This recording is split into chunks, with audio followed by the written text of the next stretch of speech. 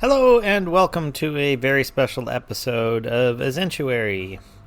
We don't have a regular episode this week as most of our cast is off performing in their regular jobs and extracurricular activities. So this is Ben, your benevolent DM, and I just thought I'd answer some questions that I've received over the last several months. And the first one is, how do you plan out each episode? Well, in the simplest of terms, I don't. I have a storyline that I'm trying to follow. I have some ideas of how I'd like things to go, and then the party goes and does whatever the heck they want. I've found often that if I try to have a more strict story, it doesn't pan out so well, but if I just kind of let them do as they do and guide them along the way. Guide. I like that. It just works out better. So, for example, in the recent episode of, when we were going to have the time travel thing, I knew there was going to be some time travel happening, but I had no idea how I was going to get there. And then Dane decided to pick up the baby and place it on the phylactery, and at that point I was like, oh god, here we go. But it really, had I planned that, it would not have worked out. But the fact that I didn't plan it and Ray did that double nat 20, I was just elated. That was amazing. But overall, yeah, as a DM, you can't do as much planning as you'd think you'd like to do. So let's see, what else have I got? What is my inspiration? Well, I take a lot from mythology. I have a couple of children who I love to read myths to. We started with Norse mythology, and we've gone all through Greek mythology. As Alex playing Alpha has noted, there's a pretty strong Greek bend to this season. It has been a lot of fun. I had the idea for this season as I was trying to think of, like, what are some famous myths that could be kind of brought in to 5e? Like, how can we D&Dify the mythology a bit more? And I just really loved the idea of mythical kings and kind of the stories that our civilization grew up with. And then what if those kings were able to come back? What changes to their story might occur? But I love all of those stories, talking about these imperfect beings and how we can learn from their mistakes. And I think there's been some of that this season. I'd like to think the party has learned from their mistakes and, maybe the mythical mistakes of others, but sometimes I question that. Anyway, I better move on from that one. How have I, as a GM, evolved in making adventures? Well, that could be a long question, I guess. I started GMing, DMing, however you want to say it, quite a long time ago, and ended up taking a break for several years just because having, babies made it kind of hard for me to both play and, run anything. But then we found this group and played together for a while before we started recording, and I'm really glad that we did, because this podcast has been amazing fun and something that I definitely look forward to every week. But how have I evolved? Let's see. I definitely went from a more straightforward, simple, like, here is a book of adventures, follow these, start at point A, work your way through to point Z, or if you will. And I've definitely become more open-ended. I've gotten a lot better at improv and kind of, making it up as I go along. I've definitely rolled with the punches a lot more.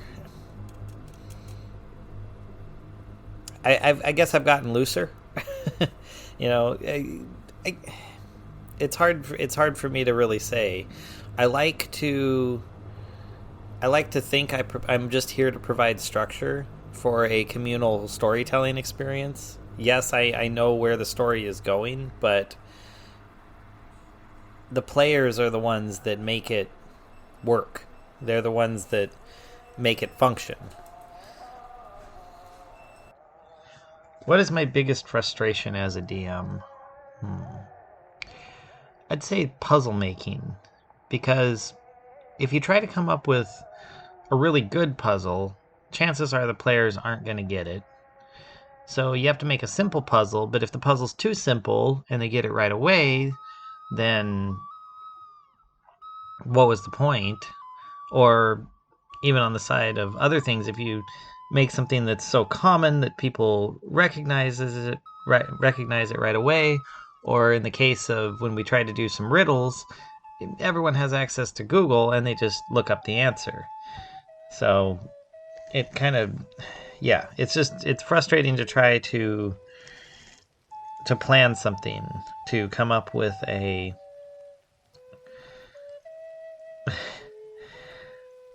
test of the players that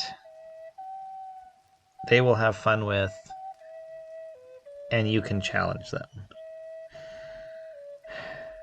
Because I would love to, I like challenging my players. I like giving them something to try to figure out. But at the same time, you almost have to fear your players in doing that, because they may come up with something totally different, and then you got to roll with it and abandon your plan. So that's probably most of it.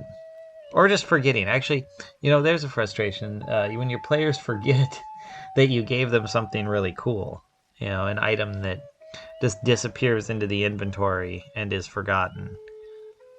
Yeah. Although it is kind of fun if they do remember it suddenly. Like, I was super excited when the death mask that had been held onto was remembered. Oh yeah, that's in the inventory. And then we got to go back and play those things. Of course, then I had to frantically find my notes on it and be like, oh yeah, that's what that did. And that's what it does. It was pretty comical, though, when they couldn't figure out exactly how to make the simian death mask work by itself. But at least everyone had a good laugh that the guardian spirit in it was Harambe. So, alright. What are my future goals as a GM? Oh, man. Well, just to keep the adventure interesting and keep the party together. I mean, that's a pretty significant goal in and of itself. We've got Castros kind of losing his mind and going through the stages of grief right now. Ray, I always fear, is barely hanging on. Dane's always up for an adventure no matter what. And, of course, Alpha just happily follows. So it should be interesting. And then, of course, as the adventure continues, being able to come up with something that keeps them interested. I mean, we're 30 some episodes in right now, and I'd really like to pass 40 for this adventure, the arc. Maybe go a bit further than that. I'm really not sure how far I can make that happen, but it'd be nice to throw in some more curveballs without my players completely, giving up in frustration, which I think Dane is pretty close to. Oh, let's see. Looking back, are there any changes that I wish I would have made, and what are the best and worst episodes? Oh man, that's a tough one. Changes I would have made, I don't know, because we wouldn't be here without the decisions that were made along the way. So it's really hard to say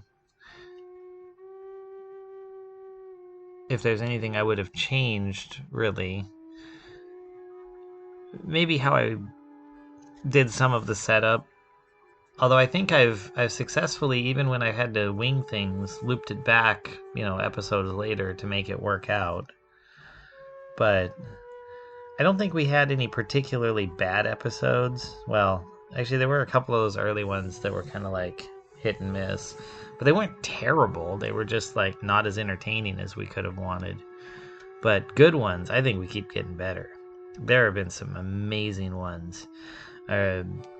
Don't remember the episode titles off the top of my head, but I definitely remember finishing up and saying, wow, that was an amazing episode. Usually because, people were super engaged. There was mostly, problem solving and maybe a little bit of combat, but it was, really driven by the players and less by me. And, maybe that's what makes a truly great episode, where I just kind of guide and then the players tell the story. I certainly enjoy it from my perspective. Well, that's all the questions I have for right now. Sorry for the brevity if you wanted more, but I encourage, please write us at azentuary@gmail.com with inquiries, and we'll do another one of these sometime in the future.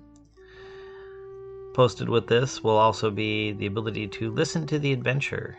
There's been quite a bit of background music, starting from our first episode, and that's actually me. I made that music. So attached with this are a few songs for you to enjoy, and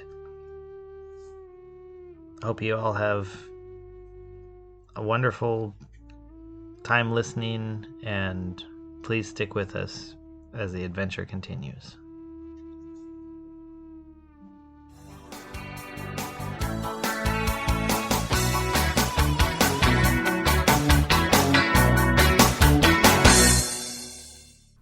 This has been an Azentuary LLC production. Find us online at azentuary.com for our character bios, merchandise, Patreon, and more.